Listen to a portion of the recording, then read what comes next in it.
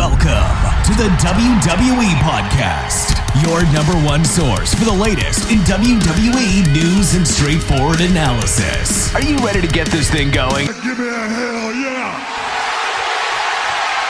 I said give me a hell yeah! Then let's get this show started right now.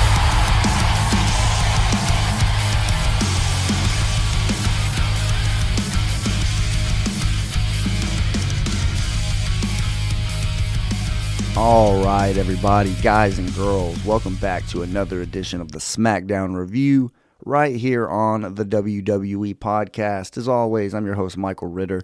You can find me on Twitter at Micheal5Ritter and on Instagram at MichealRitter5.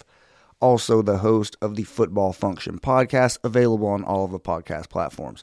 So, today we're going to be talking about the SmackDown that aired on November 19th, 2021 from Hartford, Connecticut.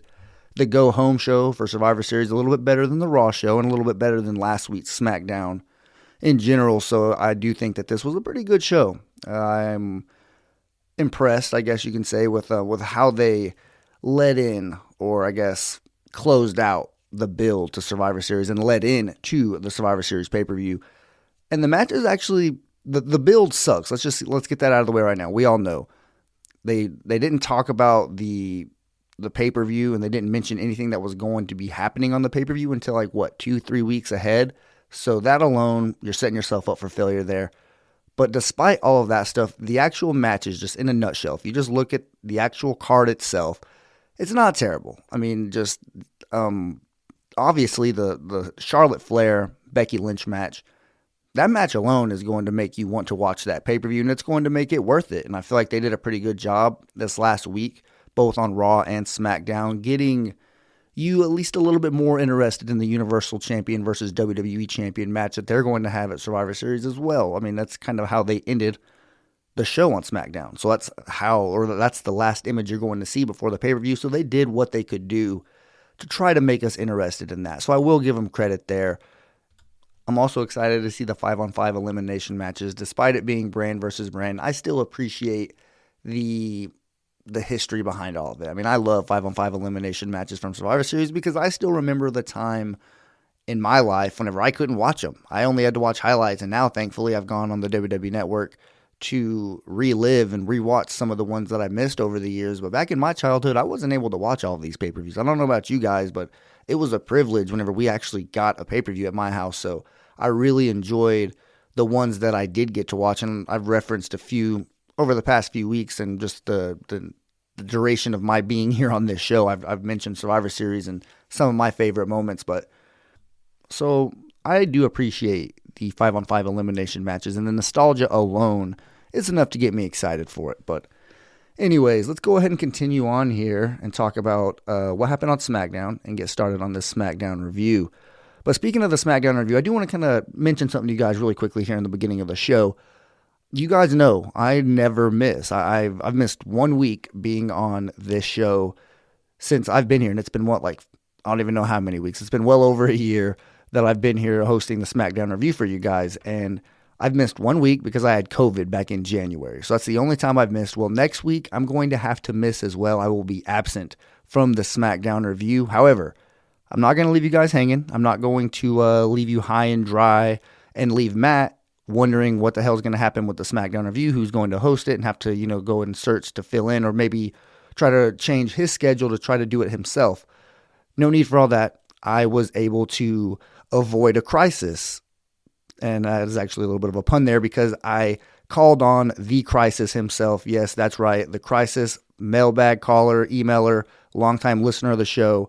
He's actually substituted a couple times for Mimi Burris as well for the AEW review. Well, he is going to be joining the show next Friday. So a week from today, he's going to be doing the SmackDown review himself. I'm going to go ahead and give him the keys and let him take over. I'm actually going to be going to Oklahoma City with my mom and my family. I haven't done something like that, like taking a trip with my actual family, since 2008. So it's been a long time, and I'm actually going to take advantage of this. It's going to be like the Thanksgiving break type thing. So I'm going to go to Oklahoma City, spend a little bit of time with family, but I will have the Crisis fill in here, and I know he's going to do a damn good job. That's why I asked him, because I have faith in what he'll bring to the table here on the show, and I'm actually excited to listen to it. So I cannot wait for that, and I know you guys will enjoy it as well. So let's get into the SmackDown review, shall we? And it starts off, and it ends with Roman Reigns, the Universal Champion. So it's bookend with the big dog, the head of the table, Roman Reigns. But this one, it starts with the Bloodline. And they're out there, and you see the throne and Xavier Woods' crown and his scepter. Everything is out there. His whole, little gimmick, his costume, if you want to call it that, for winning King of the Ring. And they're out there talking about how Roman Reigns doesn't need that stuff. He's actually insulted. He's like, who set this up? Like, who is responsible for this? And Paul Heyman kind of points his fingers. And he actually mentions Brock Lesnar in this segment, which is weird. It's weird that they're still mentioning Brock Lesnar, but they don't really mention anything else about it. So we're not going to get into that. That's just something to kind of keep in the back of your mind, because at some point it will be called back on. And there's a reason why Paul Heyman is saying that in the middle of his promos, especially ones in the opening segment of the show when a lot of people are watching the show. So anyways, Roman Reigns doesn't like the fact that all this stuff is out in the ring. He doesn't like the fact that there is a crown and all that stuff, because he doesn't feel like he needs any of that stuff. And Xavier Woods kind of comes out, and he kind of makes a point in the same direction, I guess you can say, because he says, look, all that stuff that you have in the ring, that's literally my property, but I don't care, because it's not like that stuff is what makes me the king. Like, I won the King of the Ring tournament, and it's how you treat. He basically tried to spin it by saying how you treat the WWE universe is what makes you a king. It doesn't matter what you're wearing or like clothes or anything like that. So it was a good little segment here. I did enjoy this. It was a good way to start the show. And eventually, as the Usos are starting to disrespect the stuff even more, Roman Reigns tells them to throw that gown type thing, and then the scepter ends up getting broken over his knee, thrown out outside of the ring, and Roman starts to stomp on the gown. It doesn't seem like Xavier Woods is bothered by this, but I will say, I don't know if you guys noticed this, and I don't think it was planned or anything like that. Like, he literally could have just put in eye drops before he walked out there or something like that. But did you guys notice that Xavier had a couple tears running down the side of his face while he was giving this promo and during this segment while the camera was shining on him? Just something that I noticed, and it did add to it because the camera kept showing him, and you could just tell he was like really passionate right now because of what they were doing, and he was really selling how intense the situation was. And I do feel like the tear added. I don't think that it was planned. I don't think that it was meant to happen, but I will say something that I noticed, and I thought that it was a pretty good little twist on what happened here. But anyways, they don't even mention it at all. That's what makes me think that, obviously wasn't planned. But he gets in the ring to try to stop him, goes right after the Usos, and it's like a 2-on-1 advantage, as you would expect. They make him, or after they beat the hell out of him, they force him to watch Roman Reigns stomp on his crown, in which case Roman Reigns says, there's only one king around here. I don't need little toy artifacts to try to lift me up. I don't need to win the King of the Ring to tell me that I am the king. I am the king around here because I'm the head of the table, the tribal chief, Universal Champion, a guy who has not lost in well over a year. A guy who hasn't been pinned or submitted. I guess we have to be very clear now because of that disqualification loss to Xavier Woods last week. That's something that I will feel like kind of will come back to bite them in the ass. The fact that they made that match so competitive towards the end and ended up making Roman Reigns lose via disqualification. But anyways, we will touch back on this stuff a little bit later in the show because Xavier Woods challenges Roman Reigns to a confrontation. He says if Roman Reigns is man enough, he'll meet me in the ring later on tonight. And we do get that. Like I said, it will end up closing the show. But what happens next here is we get a Fatal 4-Way match. And I will say, I'm not the biggest fan of Fatal 4-Ways. I feel like it's just a little bit too much. Triple Threat, there's been enough good Triple Threat matches over my fandom. I've seen so many, like you guys know, it's very obvious. I've referenced it so many times. The main event of WrestleMania 20 is one of my favorite matches of all time. So clearly I do enjoy a good Triple Threat match. But I feel like Fatal 4-Way is sometimes just a little bit too much. But this one, the one that they had tonight here on SmackDown, it was actually pretty good. It had Sheamus, Jinder Mahal, Ricochet, and Cesaro, and the winner earned that final spot that was vacated last week because of Sami Zayn losing to Jeff Hardy. Obviously, you guys know how that happened. One of them was going to be removed from the team. Well, now there was a vacated spot, and this Fatal 4-Way was going to determine who ended up getting that final spot on the team. And it was just a hell of a match. It's entertaining from start to finish. Sheamus does win with a bro kick on Cesaro after some assistance from Ridge Holland. But I just wanted to say that this match was a nice little Fatal 4-Way match that was done well by all of the competitors. Ricochet had a nice little spot where he did like a jump to the top rope, front flip on the outside of the ring to take everybody out. He's done it several times, but it looks good every time. And hey, I will say, Pat McAfee had a little bit of a shot at the Falcon. You guys know I'm a big Pat McAfee fan. Love him to death. I'm glad that he's on SmackDown and representing the blue brand. And he was actually, trying to, spin it in a positive way that, hey, SmackDown is going to beat the hell out of Monday Night Raw at Survivor Series. But he he painted in the picture that SmackDown was the Patriots and Monday Night Raw was the Atlanta Falcons. I mean, he references, like NFL things that are going on. Like every week he'll make a little reference. I don't know if you guys get it. If there's ever a thing that Pat McAfee says during the week where you're like, what the hell was that? It's most likely something that either happened on his show during the week and it's like an inside joke or whatever, or he references something that's going on like in pop culture, like in sports. And he basically said, who is going to join this Patriot team and go beat the hell out of the Raw team that's basically like the Atlanta Falcons? I mean, you guys know the Falcons got their rear ends handed to them on Thursday night. We're not going to have to get into that because some of you might not even know that or care about that. But it was just one of those things like, ouch, Pat. I mean, I've defended you and I've been behind you for all these years, and now you're going to turn on me like this. I can't believe that. But anyways, we do get the Fatal 4-Way match, and Sheamus does win. So he's now added to the team, and I will say I do feel a little bit better about our chances now that it's Sheamus in there. He's just a hell of a wrestler. He's big as hell. He's going to be somebody that's going to be tough to eliminate on the Monday Night Raw team. So I do feel like with how SmackDown's team looked last week, you switch out Sami Zayn for Sheamus, and I do think your chances to win and go up a little bit. It's like fantasy football. If you take out one of your guys for somebody who's projected to score more points, you're going to have a little bit better chance to win. It's just kind of how it works. But we get another match here, Naomi and Aaliyah versus Shayna Baszler and Natalya. And this match is very quick, mainly because there was clearly a crooked referee in the ring. Yes, one of the female referees, she counted so fast. It was like 1, 2, 3. Like it was as if, like, you know how Sonya Deville counted a few weeks back when she was still trying to cheat Naomi out of stuff. Well, that's exactly what happened here. It was clear that she had something to do with this official. It's like she paid her off or something. But she had a very fast count, and it costed Naomi the match. And that's how this one ended. Did not take very long or very much time out of the show. And they do touch on it just a little bit later whenever we do get to see Sonya Deville. But up next, we get another match. It's one-on-one. Dang, yeah, that's right. 3 straight matches on SmackDown. That's probably why I said this was a good pay-per-view. There was a lot of wrestling. I feel like it had a good flow to it as well. We get another match here. Jeff Hardy versus Madcap Moss. And this was Madcap Moss's singles debut. So he's never had a singles match, only tag team matches. And he does lose this one. Jeff Hardy wins with a roll-up. Drew McIntyre comes out to watch at ringside. And I think he did have a little bit to do with maybe why Madcap Moss was distracted. Maybe he got into something with Happy Corbin on the outside of the ring. This match right here was kind of all over the place. It didn't last very long either. There were some points in the show, like the previous one that I just talked about and this one, that they kind of sped through so you can get a lot of content. But there were certain points in the show that it was clear where they were dedicating their time. And one in particular was a Charlotte versus Becky package that was a well put together video package. I mean, you could say that for sure, but it was really informative, because if you had just started watching wrestling and you weren't watching during the years whenever Becky and Charlotte were good friends and they kind of turned into rivals and we got to watch that happen before our very eyes, then you would have been caught up. They would have highlighted all the important moments and you saved yourself years and hours of watching content. Now, you wouldn't have gotten to experience it, but nonetheless, you're at least a little bit caught up and familiar with what's going on between these two. And they just kind of show you how these two have been on a collision course. Their paths were parallel, like we said, best friends coming up through NXT, 2 members, 1/2 of the 4 horsewomen.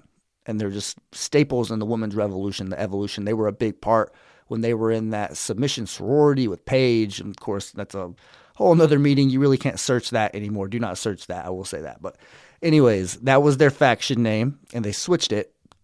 But even without that faction that was going on with Paige and Becky Lynch, she was part of that crop that Stephanie McMahon introduced. And I didn't watch NXT even a little bit at the time. Like, I was not familiar with the product at all.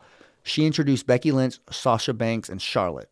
And it's just crazy to think about because they do this all the time. You know, I mean, not everybody gets that type of formal introduction. Like Stephanie McMahon comes out there and just introduces you the future of the company. I remember they went out there and they each put their finishing move on the Bella Twins, and I think it might have been Alicia Fox. That might have been when Alicia Fox was running around with the Bella Twins.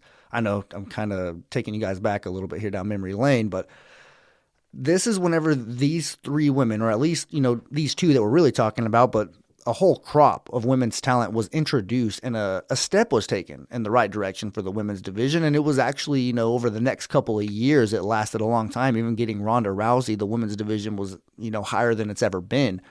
But in this video package, it kind of, it highlights that, and it shows you how Charlotte and Becky, it's always been these two. Like, it's always been meant to be these two, and they were always expected to collide like this, and it was meant to be in a one-on-one setting. Now, I know that Ronda Rousey was involved at WrestleMania 35 whenever they did meet at, in the main event for all of the gold, but it was just weird because Charlotte was like the last-minute addition of that. So that feud wasn't even like, ooh, Ronda Rousey got added into this. No, it was Charlotte who got added into it, and the whole thing was centered around Becky Lynch versus Ronda Rousey. And I do wish that we would get a more, reason behind why they got in this specific one, other than just Becky Lynch coming back, her having a championship, and they were supposed to do a title exchange, and it didn't go according to plan. So now they just hate each other and they want to fight. It should have been something more, just this one in particular. Yeah, we know you have history, but what about this run? Because you guys have both been involved with other people. Like, you just had a thing with Bianca Belair. Charlotte has had her thing with Rhea Ripley. They've both been involved in other things, and it's like, well, now that we're both champions again, we got to do this exchange. I guess we're just expected to hate each other because it's Survivor Series. So that is one thing. I feel like this feud, I know we're getting it, and there's, supposedly some real stuff behind it and some real heat where they don't like each other or whatever. I mean, you guys know what's all been going around the internet, how they've been doing their interviews and this and that, but I will say this match could have had a little bit more to it. This match should have been built leading up to a WrestleMania one-on-one match, and it still can, but if you're giving it to us now, then I don't know. I just feel like it might mean a little bit less. But either way, these two women, they're the Rock Austin rivalry of this generation. And I know that might seem crazy to wrap your mind around, or at least at first be able to accept it. But, I mean, it's true. When you think about two people who are both at the very height, like they're both like rivaling each other, like for who's hotter right now, who has the more passionate fan base, because there's a lot of Becky Lynch fans. There is a lot of Charlotte Flair fans, and they're very vocal and very supportive. And I mean, it's pretty clear that Charlotte is the more decorated superstar. Like, she has a lot more accomplished. Her resume is more impressive, but Becky Lynch she's hot right now. I mean, not as hot as she's ever been. She's not like, oh my gosh, we really want to see her, but she's still, she has a very, very loud fan base, and it's no debate that she is, one of the top superstars in the company right now, just men and women. She is on top right now. She's not, like I said, her and Charlotte, that's why they're doing this. They're right there. They're neck and neck, in my opinion. So on Sunday, we will see who WWE feels like has the upper hand, or at least should be positioned as the top woman in the company, but there might be a little bit of a weird finish here. Liv Morgan's kind of hanging there in the balance. I haven't been watching Raw, but I'm well aware of what is going on and how Liv Morgan is kind of been rumored to have a little bit of an impact on this match. I guess if that's the word you want to use. She might get involved and cost Becky Lynch without costing her the championship, but she can still cost her to lose. And that sets up that rivalry. Keep an eye on Toni Storm as well, as somebody who might have a little bit of something to say about this. But we will move on here with what happened on SmackDown. And Sonya Deville announces that there's going to be a 25-man battle royal at Survivor Series to honor The Rock's 25-year anniversary since his debut. And this is where that referee walks up and she says, hey, did I do it right? And Sonya just plays dumb. She said, wait, what are you talking about? Like, that was stupid. That was a fast count, and you're a crooked referee, and I'm not going to associate myself with a crooked referee, so get out of here. And, it was clear that she was basically just throwing that ref under the bus. So, yeah, Sonya definitely doing her best heel work right now that she's done since she's been in this authority role.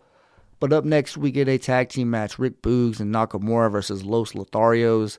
And Shinsuke wins with a Kinshasa. This match wasn't long either. There's really not a whole lot to it. This was kind of one of those segments in the show that I was talking about that really didn't take up a whole lot of time. But it progressed a rivalry, and it developed things a little bit further, because last week I'm pretty sure these two teams battled and Los Lotharios got the win. Now they are tied at 1 win apiece. So guarantee yourself that you will see this match again, probably next week on SmackDown, if not in the coming weeks for sure. We will get the rubber match and see who is going to maybe earn themselves a shot at those SmackDown Tag Team Championships once the Usos get out of this whole stage where they have to be just supportive of Roman Reigns because of how big his match is at Survivor Series. They can't really be in a program of their own. Maybe they will after Survivor Series, and I could see the winner of this team doing that, or the winning team of this program doing that. But if it's Boogs and Nakamura, I mean, do they really need to be involved in a tag team championship picture? I mean, Shinsuke Nakamura can't even defend the Intercontinental Championship. I mean, he's going to be in a match on a pay-per-view for the first time in God knows how long, but he's not going to defend the championship, and he hasn't really defended the championship in months. So, I mean, why put another one on him? We really don't even know what we're going to get with Rick Boogs. Yeah, I think they're just fine where they are. And I know there hasn't been, talked about them getting a championship opportunity or anything like that. It's kind of just speculation by myself. But I kind of want to get out in front of it right now and say that I do not think that you should go that way. I think that if you are going to put one of these two teams involved in a program with the Usos, I know that they're both heels, but I just think that Los Lotharios are a team that maybe have a better chance at maybe having a meaningful tag team run. Despite the champions right now being heels, I'm not saying that the program heel versus heel would be good. There might not be a reason for them to go after the tag team champions right now. So maybe we'll see another team like the Viking Raiders emerge after this pay-per-view once we get into the wave of December heading into that day one pay-per-view. But either way, I am a big fan of the tag team division on SmackDown, and I've said that on multiple weeks. And I could see this match having a say for who gets a bump in the line for those SmackDown Tag Team Championships. Now another match here. Sasha Banks versus Shotzi Blackheart. Sonya Deville before the match tells these women, because they kind of they exchange words backstage, and it's actually pretty, entertaining little back and forth between the two. A couple B words are flown around. But anyways, Sonya Deville tells them, hey, you guys are going to be on the same team this weekend. I cannot have you guys at each other's throats. Sasha, you're the captain. I need you to be a leader. Pretty much stuff along those lines. And she says, I need you guys to get it all out of your system during this match. And after this match, I want you guys to shake hands so you can be on the same page this Sunday. So we will see if that actually does happen. But anyways, let's see. Sasha does injure her hand or her arm during this match because of a move by Shotzi Blackheart. And it's obviously a work, nothing like that. I don't think it's a serious injury, but they do kind of play into it a little bit during the match because once Sasha takes control, despite having an injured arm or wrist, whatever one it is, she uses her foot to make Shotzi Blackheart tap out to the crossface. It's very impressive. It's why Sasha Banks is one of the best in the business. But after the match, like Sonya expects, and she does walk out immediately after the match like a parent, kind of just staring at him at the top of the stage, just like, what I'm waiting for, do it, get it over with. And they do, they shake hands, and then Sasha immediately hits her with a backstabber. So take that for what it's worth. That might end up factoring into why SmackDown's team might get screwed and end up losing this Sunday during the 5-on-5 elimination match, and I will have my quick predictions here in just a little bit once we finish the show. But like I said, the handshake went nowhere, so these two are still, without a doubt, 100% enemies. So there you go. Up next, Charlotte Flair tells Toni Storm that she is next on the list after Charlotte proves this Sunday that she is a more superior athlete and just person and wrestler in general. She's better than Becky Lynch. That's what she's going to prove on Sunday, according to her. These are words from her mouth. And Toni Storm is next on the list, and she's not going to give her a championship opportunity, but it's clear that's what Toni Storm wants. She says that directly to Kayla Braxton, and Charlotte's standing a few feet away, so she heard her say that, and she wants her championship opportunity. But, Charlotte says, after I beat Becky, I will give you a match, a one-on-one match, just to basically teach you a lesson. And this is all working out according to Toni Storm's plan. That's what she says. So we'll see what happens on Sunday. She might have a little say-so. Everybody's expecting Liv Morgan to get involved, but keep an eye on Toni Storm. She might be the one who goes out there and screws over Charlotte to keep Becky as the one who will not lose. But let's see here. Up next, the very last thing here on the show, it is Xavier Woods and Roman Reigns confrontation. And Xavier Woods goes out to the ring by himself first. Well, Roman Reigns is coming out to the ring. He tells the Usos to stay backstage, and Paul Heyman is the only person who comes out with him. He wants to prove that there's a narrative around who Roman Reigns needs help or whatever. This is what Paul Heyman said earlier in the show. He said there's a narrative going around that Roman Reigns needs help or something like that, and he doesn't need help. He's a tribal chief. He needs nobody. So That's what he's trying to prove. He tells the Usos to stay back in the locker room, and he goes out there by himself, other than Paul Heyman. And then next thing you know, we see the Usos one by one get thrown like out of the entrance onto the stage. And it was clear what was about to happen. We hear Big E's music, and he comes out, and we get 2-on-1, Xavier Woods and Big E beating the hell out of Roman Reigns. The Usos try to get involved, but they eventually get taken out by the New Day as well. See, I call them the New Day. Anytime they're together, Woods and Big E, it comes out. Even though they weren't technically in their New Day roles, they both came out to their individual music and wearing their own gear, but still, just a little bit of habit. It's like a reflex to just call these guys the New Day. But they take out the Usos, and then Roman Reigns gets a little bit of offense in. He does hit a Superman punch on Big E, but it really doesn't matter because they continue to have this little bit of a 2-on-1, and then Roman Reigns narrowly escapes the big ending. Good thing he didn't hit that. If Big E would have successfully nailed that big ending on Roman Reigns, that match might have had to have been either postponed or canceled. I don't know if Roman Reigns would have been able to compete, just how devastating of a fall that would have been, and just an injury in general. So, good thing that Roman Reigns was able to escape the ring safely there. But, Big E, he got the last laugh here as SmackDown went off the air and Roman Reigns was walking up the ramp. They kind of had a little bit of face-off saying, I'm going to beat your ass, this and that. We'll see what actually happens on Sunday. I will get into my picks here in just a little bit, but, it's pretty clear who the favorite is in that match. I do not think that Big E is even close to on the level of a wrestler or superstar, just anybody. Dennis asked me over email, who do you think is going to be the next person to beat Roman Reigns and take this championship from him? Man, it is tough to predict. It really is. It's tough to forecast out because, to be honest, I don't know if that person's on the roster right now. And they could be. I feel like if you're forcing me to say who's on the roster capable of beating Roman Reigns and taking that championship from him, I know he just got drafted to the other show, but it's Seth Rollins. There's a history there between the two characters where, the story kind of writes itself. If Roman Reigns does do this babyface turn, I could see Seth Rollins being the guy that he dances with first because that's a money matchup. We saw him fight, I think it might have been 2016 or 2017, whichever one it was, at Money in the Bank. They had a one-on-one pay-per-view match. And it was advertised as, hey, this match is main event WrestleMania worthy. It's one of the matches we know this is between two future Hall of Famers here on the roster that we have, and they don't fight very often one-on-one. They haven't in a very long time. So if you're asking me, Seth Rollins, maybe Drew McIntyre, now that we have fans back and they probably want to give him that win, that championship win in front of people, I could see Drew McIntyre being somebody, but only if there's a good storyline behind it. We know that with Paul Heyman by Roman Reigns' side, that is just... They could have a good program and a good storyline with a broomstick. Like, they could literally be talking to ghosts, talking to nobody, and it would be entertaining. And you'd want to tune in every week to see what they were going to say. And Drew McIntyre is almost somebody who is in that same ballpark. He's a hell of a promo. He's passionate, and he gets into the stories every time he's involved in one. So I think that Roman Reigns and Drew McIntyre is just something that inevitably they're on the same show. It's going to happen at some point, and he has a chance. But I don't know. I feel like if you're going to end this run that you have with Roman, it has to be with somebody who you're passing the torch to.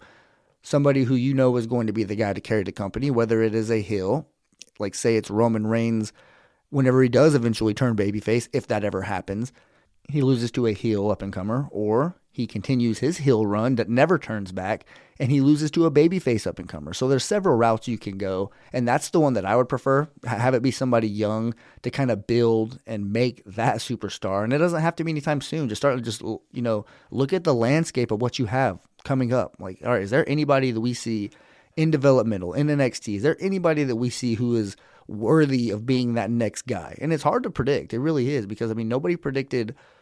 Let's see, Becky Lynch to be the women's wrestler that she is right now. She was involved in that, if you want to call it like a draft class, like I mentioned earlier, with Sasha Banks, Charlotte Flair. Bayley came in a little bit later, but still, she wasn't the one who was like projected to have a lot of success. Even Alexa Bliss had a lot more championship runs than Becky Lynch did early whenever they all got called up. So Becky Lynch kind of, rose and crawled up, scratched and clawed, did it the hard way to get to where she is. And that could easily happen to somebody else. You really never know. Austin Theory is a guy who is very reminiscent to me to John Cena's run. I mean, early in his career, whenever he came out, he wasn't even wearing like the jean shorts yet. He was still wearing like those spandex shorts type stuff that like literally Austin Theory is wearing. I mean, just look at his build or the way he's built. And you could just tell. I mean, he's a really young dude. So he's gonna fill out a little bit. He's gonna grow up. He's gonna get better. So he's somebody that I feel like is young enough and good enough to maybe be that guy if he's, built properly. We'll see what kind of happens and time will tell. But I really don't know, man. I wish I could give you a better answer, Dennis. That's one of the stumping questions that I've been asked is who is going to be the next person to take the title from Roman Reigns. It is very tough to predict. I do hope that eventually we do get a program between him and The Rock, though. I don't think The Rock would take that championship, but I just want to see it. That's like, how it was Rock versus Hulk Hogan back at WrestleMania 18? We could get something similar, like in terms of era versus era, with The Rock being the one on the other side there. And we kind of got it with John Cena. I know that, but I mean, this would be a little bit, juicy in of itself because it's family. It's family related. There's a little bit more to it. We know that John Cena is that next star. He was that next era after The Rock. So that match needed to happen. It really did. But although I do feel like John Cena versus Stone Cold might have been a little bit better, if you're asking me, just in terms of storytelling, that would have been badass. That really would have been. Now, there are some parallels clearly with The Rock and John Cena. Now, they've both gone that Hollywood route. And, I mean, that story kind of wrote itself. I didn't really watch wrestling at the time, but I was aware that it was going on. And I remember them saying, yeah, we're going to fight at WrestleMania like a year out. They said, yeah, we're going to be the main event at WrestleMania or something like that. And I remember thinking, damn, they're going to build that for a whole year. And even as like an uneducated wrestling fan at the time who really didn't look at it like that, I was still like, dude, that's going to be tough to do. But, I mean, I guess they did it because it did happen. So anyways, let me go ahead and get into, let's see here, the Survivor Series card. And I do believe there's 7 matches, maybe something like that, 7 matches with that new Battle Royal. But I'll get into who I think is going to win this. And I'll start with that Battle Royal. I don't really know the exact participant. Sami Zayn is really the only person who was announced. So he likely is a favorite to win. They really haven't told us anything else about who's going to be in there. Sonya Deville literally just announced it. So it's hard to predict who's going to win that. It might be stupid that I even tried. But, I mean, I guess if you're making me, it's the only person who I think. But I will say, though, before I get into thinking that Sami Zayn is going to win that, they did say that his documentary is very close to being finished, or it is finished. It's been finished for months, and he's going through legal things right now. Like they're screwing him over as far as publishing it and let it be, leaked out for people to see. So just more conspiracy stuff with Sami Zayn. We haven't seen that in a while, but it was referenced here, and I don't know. It could end up costing him this match, but he's the only person we know, and he was removed, or he's the only person we know that is in the match as of now, and he was removed from the Survivor Series team, so I could see them giving him this Battle Royal win, but I don't know. I guess we'll wait and see, and I'll touch back on it next week or something like that, even though I won't be here next week, I just remembered. But maybe on the mailbag, I'll call in if this match is has a surprising winner or something like that. Maybe it's a return. But anyways, let's see here. The Raw Tag Team Champions, RK Bro versus the SmackDown Tag Team Champions, the Usos. I mean, I feel like as a tag team, RK Bro is better.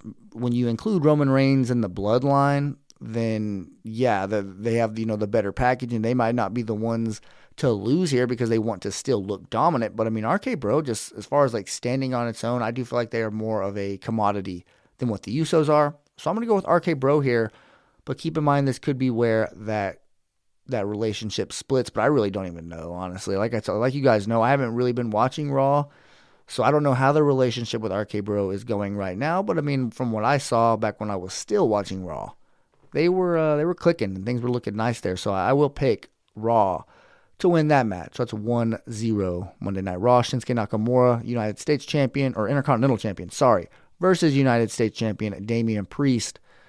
I'll give this one to SmackDown and the Intercontinental Champion Shinsuke Nakamura.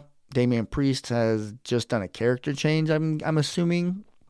Gosh, this right here is reminding me, or at least, really making it obvious that I am not up to speed with what Raw is doing. But hey, at least I'm up to speed with what SmackDown is doing. That's my job here, is to cover Friday Night SmackDown, so I'm at least doing my part. But, I mean, I'll go with Shinsuke Nakamura. I think that, just in a nutshell, Shinsuke versus Damian Priest, I would pick Shinsuke 10 times out of 10. And then whenever you factor in Rick Boogs, I just think that Shinsuke is going to get this win here against Damian Priest.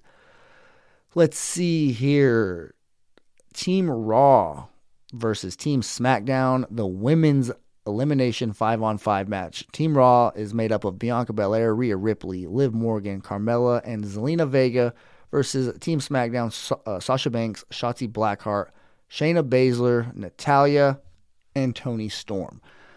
Now let's see here. This one, I think this one's a little bit closer than the men's, but if you're asking me, Bianca Belair, Rhea Ripley, Liv Morgan, those are all, three pretty up-and-coming superstars here, and I think that the inner rivalry that's going on there with Sasha Banks and Shotzi Blackheart might factor in a little bit there.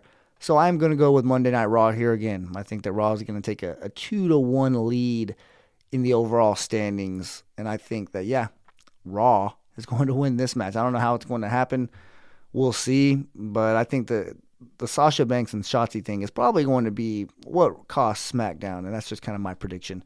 Now, moving on to the men, Seth Rollins, Finn Balor, Kevin Owens, Austin Theory, and Bobby Lashley make up Team Raw, facing off against Team SmackDown, which features Drew McIntyre, Xavier Woods, Jeff Hardy, Happy Corbin, and newly added Sheamus.